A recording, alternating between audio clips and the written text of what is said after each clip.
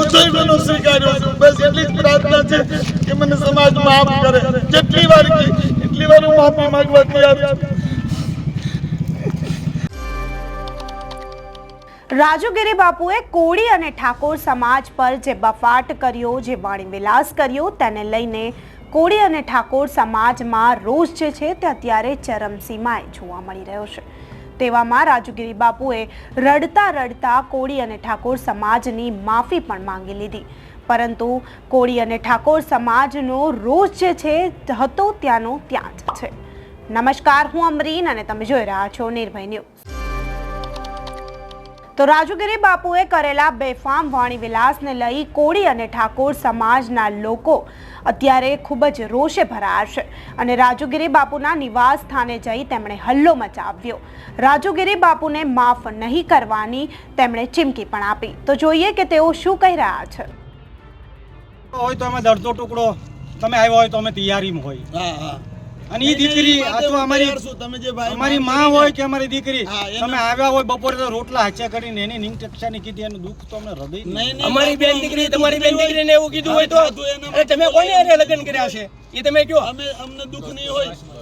તમે કોની હારે લગ્ન કર્યા એ પેલા કહો. દુઃખ નહીં હોય એ વાત જોર જોર બાપુ. પણ હવે આ 18 હાલ માફી માંગવા સિવાય આપણી પાસે કોઈ રસ્તો નથી. હું માફી માંગે તો અને તમારી કરતા તમને મારવા હોત ને તો પોલીસને મેં કહેતા જ નહીં. અમારે સામે પોલીસ છે ને એ સર્વમાન્ય છે. વાત મારી સાંભળવી પડશે. આ સાચા શબ્દો છે એટલે વેચ ના બોલે. અમારી પોલીસને અમે સહયોગ કર્યો છે. પોલીસને અમે કીધું નકર તો બાપુ તમે રાતે અહીંથી ઉછાળે બદલો. વ્યાસપીઠ બાપુ 18 આલમ હોય. હા બાપુ, બધા માટે એક સમાન હોય. અને તમે જેને જ્ઞાન પાઠવો છો અને એ અમે તમારું સાંભળીએ છીએ પાછા, અને એમાંથી અમે બોધ લઈએ છીએ.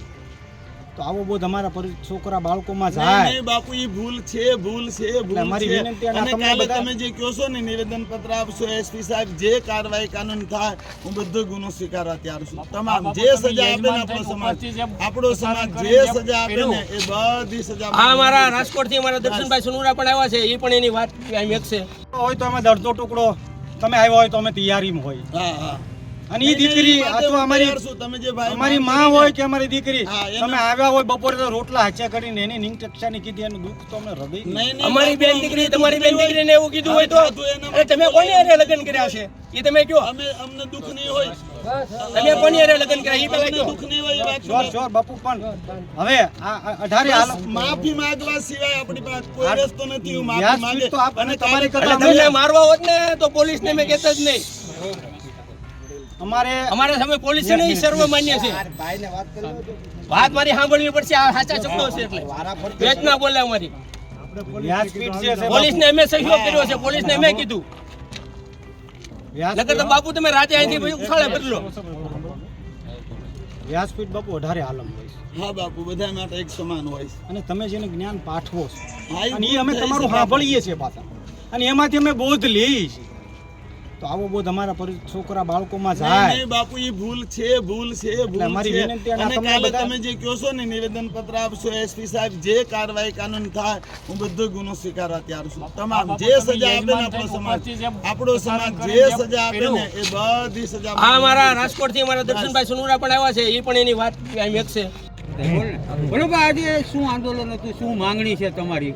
આજે જે આગલા હપ્તામાં જે આ હપ્તામાં થતી જે વ્યાસપીઠ ઉપરથી રાજુગીરી જે એને વ્યાસપીઠ ઉપરથી અમારા સમાજની ટિપ્પણી જે કરવામાં આવી છે, નિક્ષક્ષામાં જે કહેવામાં આવ્યા છે અમારી મહિલાઓ બહેનોને, અને એની જે દીકરા થાય એની પણ એને વ્યાજ્યા કરી છે. એની હિસાબે અમે આ બધા ભેગા થયા છીએ.